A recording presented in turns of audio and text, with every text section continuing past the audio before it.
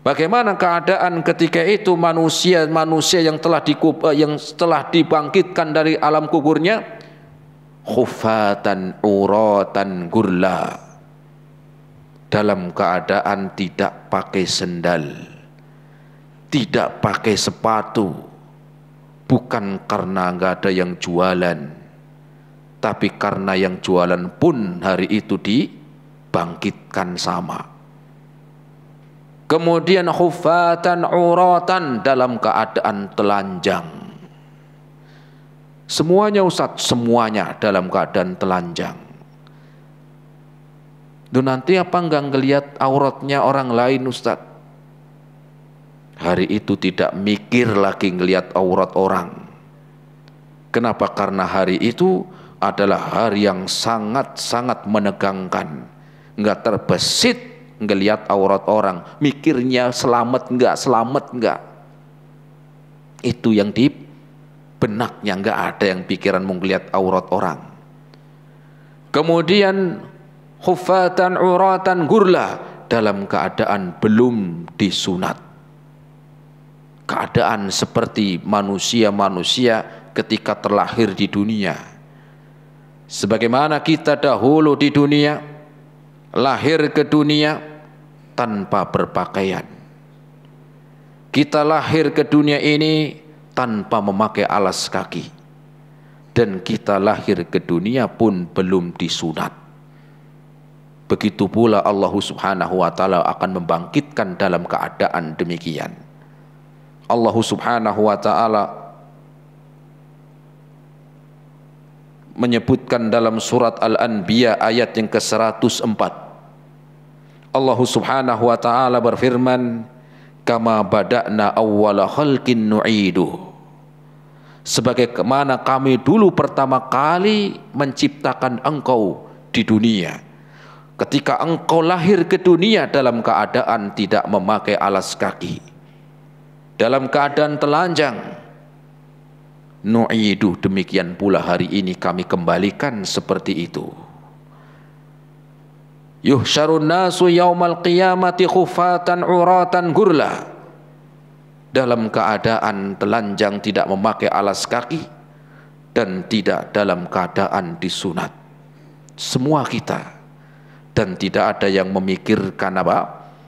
Memikirkan nasib orang lain, tetapi memikirkan nasib masing-masing. Apakah akan selamat ataukah akan disiksa di dalam hari akhir tersebut, jadi hari kiamat. Jamaah rahimani Allah wa iyyakum jami'an. Kemudian yang ketiga, cakupan yang ketiga,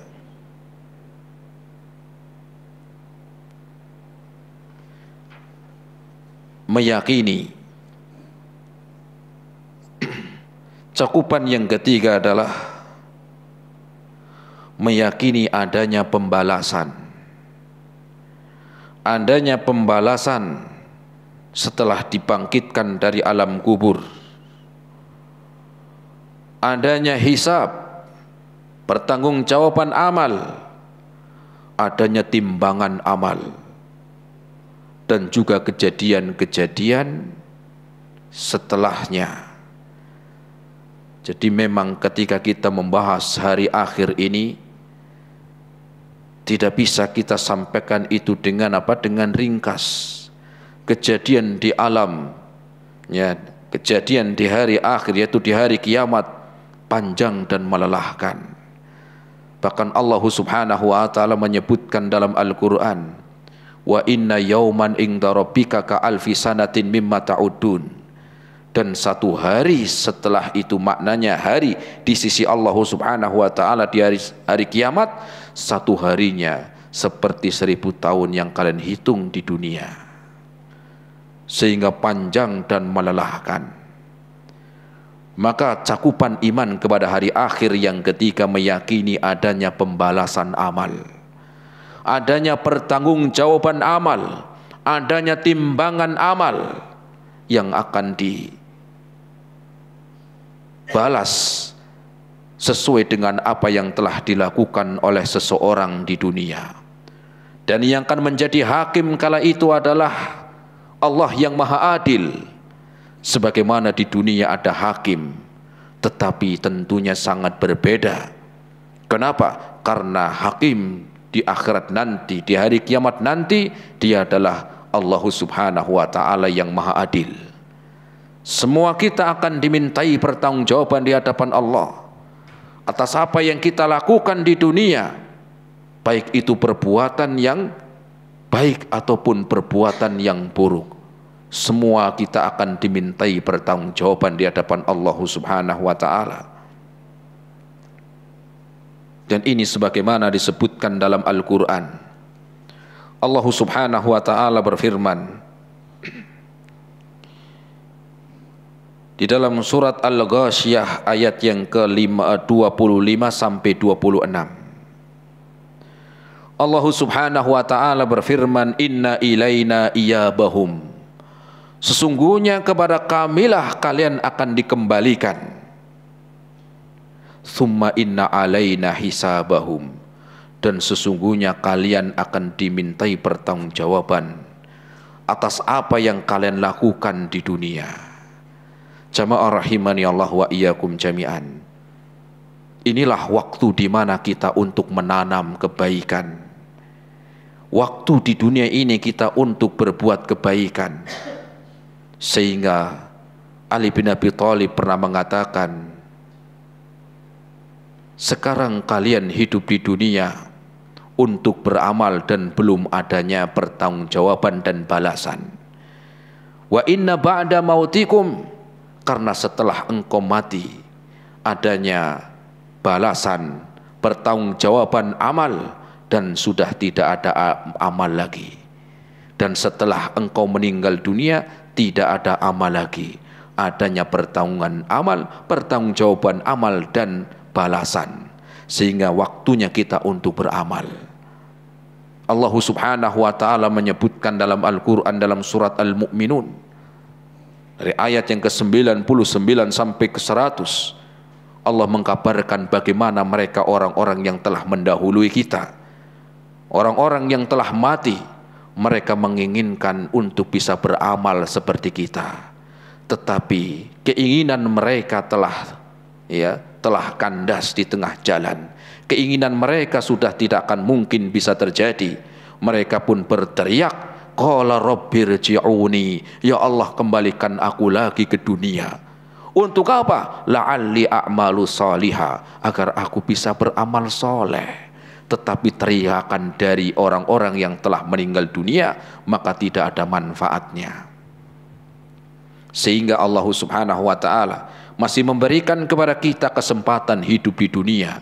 Maka gunakanlah amal, gunakanlah untuk menanam kebaikan. Sekarang kita waktunya untuk menanam kebaikan, dan akan kita petik hasil perbuatan kebaikan kita nanti setelah meninggal dunia. Sebaliknya ketika kita menanam keburukan, maka ingat bahwasanya cakupan iman kepada hari akhir adalah meyakini bahwa kita semua akan dimintai pertanggungjawaban amal dan juga balasan sesuai dengan apa yang kita perbuat.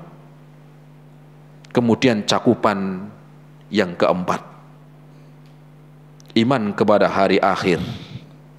Cakupan yang keempat adalah iman meyakini adanya balasan dengan surga dan balasan dengan dimasukkannya ke neraka. Balasan dari Allah Subhanahu wa ta'ala dimasukkan ke surganya, atau balasan dimasukkannya seseorang ke neraka, naudzubillah. Meyakini bahwasanya Allah Subhanahu wa ta'ala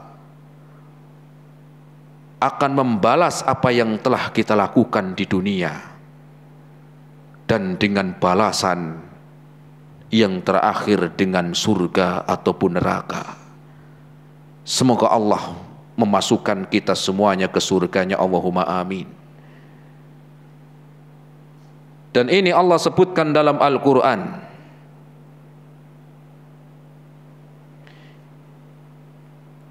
Allah sebutkan dalam Al-Quran yaitu dalam surat Al-Imran ayat yang ke-131. Surat apa? Al-Imran ayat yang ke-131, Allah berfirman, wattaqun naral lati uiddat lil kafirin. Bertakwalah kalian, jauhilah oleh kalian dari perbuatan-perbuatan yang akan memasukkan kalian ke neraka, allati uiddat lil kafirin, yang Allah sediakan untuk orang-orang yang kafir. Kemudian tentang surga, Allah Subhanahu wa taala berfirman, innal muttaqina fi jannati wa nahar. Sesungguhnya Allah Subhanahu wa taala berfirman, innal muttaqina, sesungguhnya orang-orang yang bertakwa, fi jannatin wa nahar, Allah akan memasukkan ke surganya. Dan ini Allah sebutkan dalam Al-Quran surat Al-Qamar ayat yang ke-54. Itu diantara tentang surga dan neraka. Ketika manusia telah memasuki tempatnya, masuki neraka ataupun surga, maka ketika itu didatangkanlah seekor domba, yang dijadikan seekor domba ini dijadikan seperti kematian. Kemudian seekor domba ini yang dijadikan seperti kematian pun disembelih, sehingga sudah tidak ada lagi kematian. Kenapa? Karena kematian telah disembelih. Maka dengan itu kita meyakini bahwasanya Allah Subhanahu wa taala akan membalas setiap apa yang telah kita lakukan di dunia, dan Allah akan membalas dari amal-amal yang kita lakukan dengan balasan yang setimpal. Sehingga Allah Subhanahu wa taala menyebutkan sesungguhnya bagi orang-orang yang bertakwa, Allah sediakan baginya dengan surga. Allah masukkan ke surga yang mengalir di bawahnya sungai-sungai. Kemudian sebaliknya orang-orang yang bermaksiat kepadanya, orang-orang yang kufur kepada Allah Subhanahu wa taala, Allah pun mengingatkan bahwasanya Allah sebutkan wattaqun nar allati uiddat lil kafirin. Maka takutlah kalian dari neraka yang Allah siapkan untuk orang-orang yang tidak beriman kepadanya. Jamaah rahimani Allah wa iyyakum jami'an. Kemudian bahasan yang terakhir adalah buah manis dari mengimani kepada hari akhir. Adapun yang pertama, buah dari mengimani kepada hari akhir untuk memberikan motivasi di dalam beramal saleh, untuk memberi motivasi, menjadikan semangat di dalam beramal saleh, dan di dalam mengharapkan pahala di sisinya, dan mengharapkan kebaikan dengan dimasukkannya ke surga. Sebagaimana Allah berfirman, Allah Subhanahu wa taala berfirman, man kana yarju liqa'a rabbih falyamal amalan sholiha. Dan barang siapa yang ingin berjumpa dengan Allah Subhanahu wa taala, maka beramal soleh. Tentunya berjumpa dengan Allah adalah bagi penduduk surga. Sehingga kita pun beramal, kita mengharapkan untuk masuk surga, sehingga kita bisa melihat Allah Subhanahu wa taala. Kemudian di antaranya yang kedua, di antara buah manis dari mengimani kepada hari akhir adalah agar kita semakin takut di dalam bermaksiat kepadanya, agar kita takut di dalam bermaksiat kepada Allah Subhanahu wa taala, untuk menjauhi perbuatan-perbuatan zalim, untuk menjauhi perbuatan-perbuatan yang akan menjadikan kerugian di dunia dan di akhirat nanti. Dan juga yang ketiganya, sebagai bentuk hiburan bagi orang mukmin. Hiburan bagi orang mukmin apa maknanya? Yang mungkin di dunia telah dizalimi, tetapi dia tidak mampu untuk membalas, ataupun yang telah berbuat baik selama hidupnya, kebaikan-kebaikan dari amal-amal soleh yang telah dia lakukan, kemudian dia mengharapkan kebaikan, maka Allah akan membalasnya sebagai kabar gembira bagi orang-orang mukmin yang akan mendapatkan kebaikan. Kemudian di antara buah manis dari iman kepada hari akhir yang keempat adalah beriman kepada hari akhir sebagai dasar untuk mendapatkan kebahagiaan.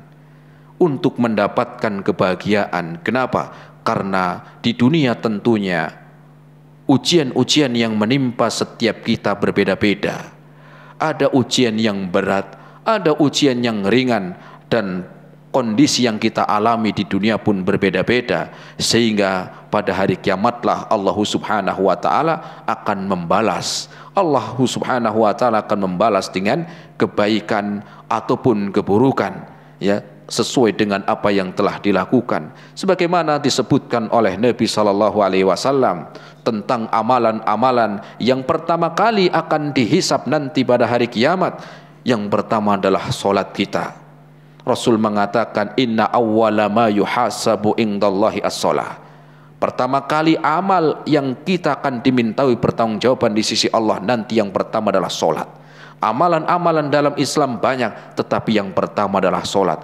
Kemudian yang kedua adapun perbuatan dosa yang pertama kali akan dibalas. Rasul mengingatkan inna awwala ma yuhasabu indallahi minad dima'i. Adapun amalan yang pertama kali yang akan dihisab dalam urusan dosa yaitu urusan nyawa, darah, yaitu pembunuhan. Oleh sebab itu ma'asyiral muslimin, dengan ini kita mengetahui tentang iman kepada hari akhir, maknanya, kedudukannya, cakupan-cakupannya, kemudian juga di dalam buah manis di dalam beriman kepada hari akhir. Sebelum kita akhiri, kita mengulang tentang iman kepada hari akhir, bahwa iman kepada hari akhir adalah kita meyakini bahwa dunia ini akan apa? Akan selesai. Kehidupan di dunia ini akan selesai dan akan berpindah menuju hari akhir sebagaimana disebutkan di dalam Al-Quran dan disebutkan di dalam sunnah Nabi. Kemudian kedudukan iman kepada hari akhir termasuk rukun dalam iman. Ya, rukun. Kenapa? Karena seorang ketika beriman kepada Allah tetapi tidak beriman kepada hari akhir, maka sesungguhnya imannya pun batal. Kenapa? Banyak dalam Al-Quran dan hadis Nabi dikaitkan antara iman kepada Allah dan hari akhir. Adapun cakupan-cakupannya mengimani.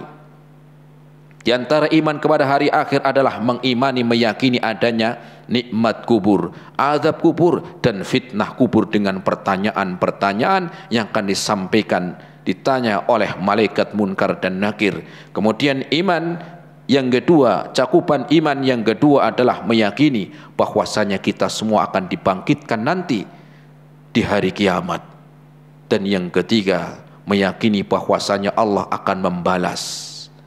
Allah akan memintai pertanggungjawaban dan membalas apa yang telah dilakukan oleh kita di dunia. Dan yang keempat, kita beriman adanya surga dan neraka.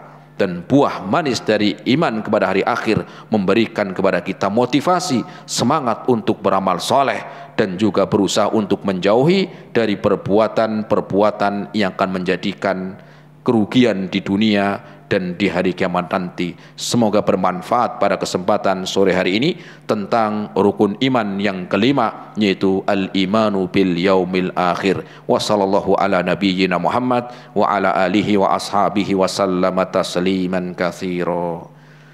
Nah, silakan kalau ada yang mau bertanya, barangkali yang bisa dijawab. Assalamualaikum warahmatullahi wabarakatuh. Waalaikumsalam warahmatullahi wabarakatuh. Awan Ustazah, Ustadz, Awan Ustadz. Ustadz, kalau kita takziah di orang yang non Muslim itu apakah berpahala sama seperti kita takziah ke sesama Muslim gitu ya, 2 qirot ya itu. Mungkin kalau yang bagi awat mungkin dapatnya mungkin 1 qirot ya, karena nggak bisa mengantarkan, maksudnya nggak wajib mengantarkan ke makam gitu ya. Mohon penjelasannya Ustadz. Takziah ke non Muslim. Muslim atau non Muslim tadi? Non Muslim. Non Muslim. Yeah. Rasul sallallahu alaihi wasallam bersabda, hakul muslim alal muslimi sittun. Hak seorang muslim dengan muslim yang lain ada 6. Di antaranya Rasul bersabda, ya, idza mata fatba'hu. Apabila salah seorang dari orang muslim meninggal dunia, dia dari mengkafani atau mengurusi sampai mengantarkan jenazahnya.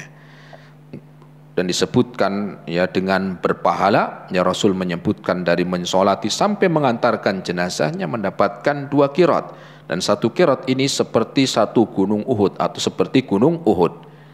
Bagaimana dengan non muslim? Maka berbeda karena Rasul menyebutkan di sini ya takziah kepada orang muslim, al muslimu hakul muslim, ya berbeda apa dengan orang yang non muslim. Tentunya ya kalau memang dia tetangga ya nggak masalah, ya kita sebagai hak tetangga ya kita untuk datang. Tetapi apakah kita mendapatkan pahala? Maka tidak mendapatkan pahala karena Rasul menyebutkan hak sesama muslim. Naam, Allahu a'lam bishawab. Silakan yang lain. Ahwan Ustadz, untuk pertanyaan selanjutnya ini tentang apa tadi Ustadz menjelaskan tentang perbuatan pertama yang akan dibalas Allah di yaumul akhir nanti adalah urusan nyawa atau darah. Bagaimana dengan orang-orang yang dengan sengaja karena mungkin anaknya banyak terus dia aborsi, atau karena tidak hal-hal yang nggak urgent dia sengaja untuk membunuh itu ya, atau mungkin para remaja yang sudah hamil duluan itu apakah termasuk dalam hal ini ya Ustadz? Iya, apakah termasuk ya orang yang menggugurkan kandungan, kemudian ataukah orang yang memang tadi ekonominya susah sehingga dia membunuh jiwa?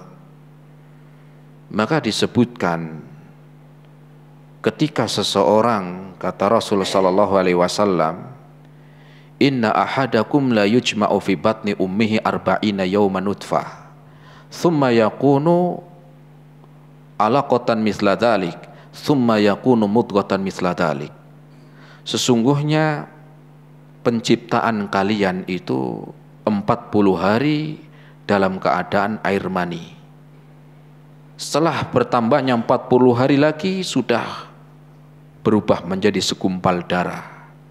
Kemudian bertambah 40 hari lagi sudah berubah menjadi segumpal daging. Fayanfuhu fihi ruha.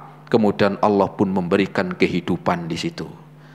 Sudah diberikan kehidupan setelah kurang lebih 4 bulan. Sehingga ketika seorang dengan sengaja untuk apa tadi yang disebutkan aborsi ataupun sejenisnya, atau dengan niat untuk mematikan, atau mungkin sudah keluar bayinya dibuang, ditaruh di kresek, masukin kardus, buang ke sungai, maka ini adalah telah membunuh jiwa. Tentunya ini pun sama akan dihisab di hadapan Allah Subhanahu wa taala. Naam. Gitu Bu. Yang terakhir silakan yang ketiga. Ahwan Ustadz, untuk untuk orang-orang yang mati suri itu di syariat itu penjelasannya di mana Ustadz? Iya, bagaimana tentang orang yang mati suri saya juga belum tahu ya seperti apa, karena kan ini mati suri itu seperti apa ya, mati terus hidup lagi berarti ya belum mati kan begitu, cuman modelnya seperti apa Allahu a'lam, saya belum tahu ya tentang mati suri, kemudian ya seperti apa dari kedokteran atau yang lain tentang yang seperti itu ya, saya kurang tahu ya tentang mati suri itu. Allahu a'lam. Cukup sampai di sini, semoga bermanfaat. Terima kasih atas segala perhatiannya. Mohon maaf atas segala kekurangannya. Subhanakallahumma bihamdika asyhadu an la ilaha illa anta astaghfiruka wa atubu ilaik. Assalamualaikum warahmatullahi wabarakatuh.